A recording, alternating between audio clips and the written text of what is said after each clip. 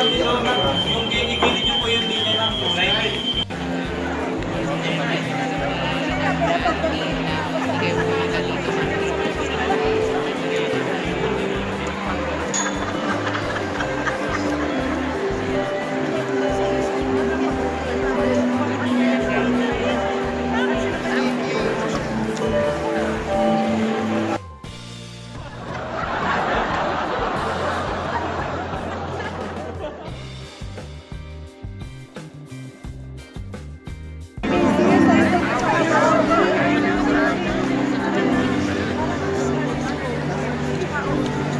Hello guys, hello mga Oragon, hello mga kalugar ko dyan.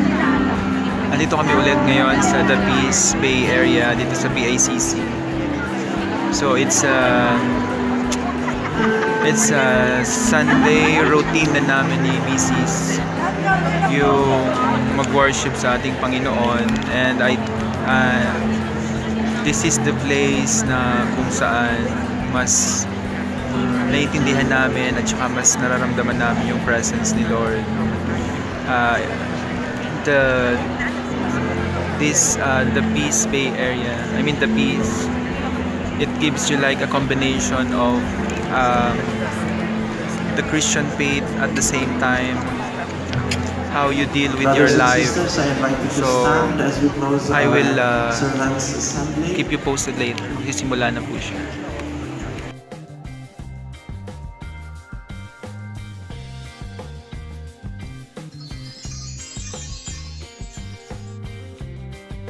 Yung mga pag-aalalan, pero hindi tayo makahanda. Bakit? Because the enemy is not outside. The real enemy is inside. Again, in our minds, in our hearts, in our spirits. Kaya papaalala ko ulit sa inyo na pinapaalala sa ating ngayon. Here's the good news! God has already set you free. Pinatay na niya kaaway. Pinatay na niya kalaban. At malalaman mo mamaya ang tunay na kalaban, kasalanan. Pero nalaig na ang Panginoon dyan. Ang tunay na kalaban natin, ang ganat-sinabi mo again, the real enemy is sin. In all its forms. Pero pinagtagumpayan ng Panginoong Hesus yan. Kaya lang natatakot tayo because sin still lurks in our hearts, in our minds, in our spirits. Natatakot tayo umabante. Kaya huwag kang ma-frustrate. Huwag kang ma-frustrate na, akala ko, natigilan mo na ito, bumalik na naman ako. Pero kung dati, 10 beses, ngayon 5 na lang, ngayon 2 na lang, bumalik na naman ako. Pero huwag kang ma-frustrate sa journey mo sa kalayaan dahil ito ay hindi overnight. Right? Now, here's 3 practical steps to freedom. Ito tinuturo sa atin. Para tunay kang makalaya sa anumang preso na ganda. Whether ito sa addiction, whether sa galit, sa puot, sa hindi ka makapagpatawad, no? Hindi ka makaandar, o addiction mo sa shopping. Pag may sale, no? Punta ka kaagad doon. At pag may nakita ka, bibili ka. Tapos hindi mo naman magagamit. No? Addiction ka sa swipe ng iyong credit card o addict ka sa milk tea o basta na tayo pinagkakaadikan eh. No? At ang lagi mong definition ng addiction ay hindi mo masama yung mamili ka. Pero ang addiction, yung bang hindi mo na kailangan o sobra-sobra na pero hindi mo pigilan sa iyo mo. Alipin ka na. Kung addict ka sa computer, hindi mo masama maglaro ka minsan-minsan ng Mobile Legend. Ako nga, di ba, na-addict ako sa Plant vs. Zombie. Nung sa umabot ako doon sa bubong, si Dr. Sombos, nakita ko doon. Paminsan-minsan, okay. Pero yung hindi mo na mapigilan sa sarili mo, pero hindi ka na natutulog, hindi ka na kumakain, di ba? Na-apektuhan ang trabaho mo, na-apektuhan ang marriage life mo, na-apektuhan ang kalusugan mo.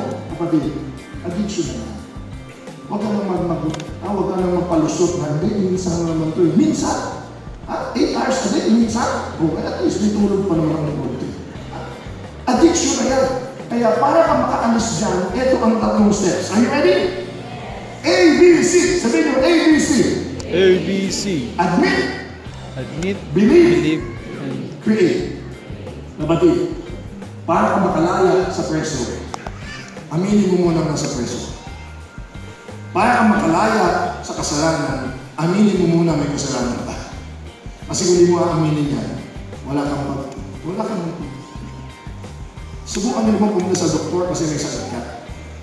Pag pumunta ka sa doktor, tatanong niya kung ano sakit mo. Hindi ka niya magagamot kung sabihin. Hindi pagdating mo doon sa doktor, Dok, o bakit ano sakit mo? Guess what? Kayong bahalang tumingin, hindi, sasabihin mo yun eh, Dok, masakit ulo mo, Dok, hindi nagarapan ako huminga. O, Dok, yung tuhod ko nangihin. You've got to tell the doctor that you're sick! At paano malaman, ganun ba? I-diagnose natin mo, itong reseta. Hindi na pwede pupunta ka doon, sabihin ng doktor, anong sakit mo? Wala po. Ba't ka nandito? Wala, nadaan po ako. At marami mga tao ganyan, takot aminin na may sakit. O gumagana ba yung sakit nila sa pagtakot nila? Aminin? Lalala lang. O kaya may sasakyan ka, dadali mo sa mekaniko. Tatanong nila ng mekaniko, ano pong takbo ng... O kaya yung road test yun. Sasabihin mo, may kalampag po kasi. Sasabihin mo kasi yung manubela, mahigpit. Sasabihin mo kasi po yung ayaw mag-start. At pag sinabi mo yung diferensya, doon pa lang maayos ng mekaniko, doon pa lang aayusin ng doktor, doon pa lang maaayos yung sarili.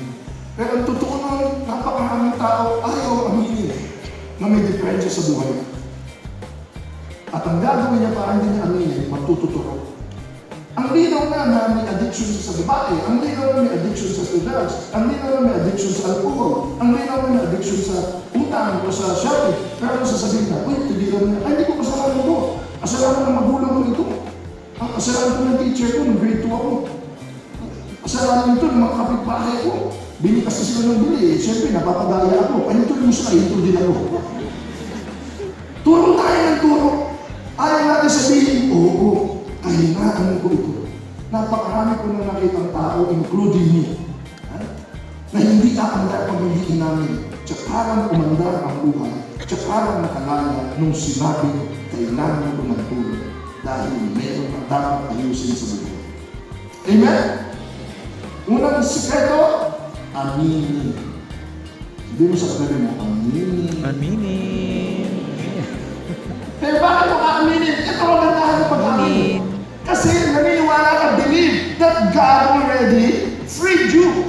That Jesus already unlocked your prison. Meron ka ng kapangyarihan eh. Meron ka ng kakayanan.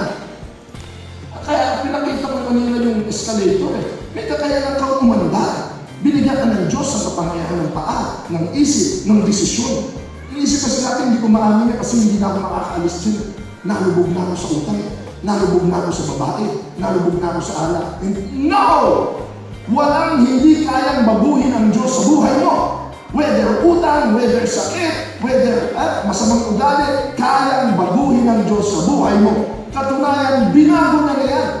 You just have to walk out of that prison. You just have to use the power that God has given you. And the Bible says, He has sent me to proclaim freedom for the prisoners. Alam mo, magandang kwento si Bob na si Houdini, kilala niyo? Yung magaling na mag-escape, magician siya, pero isa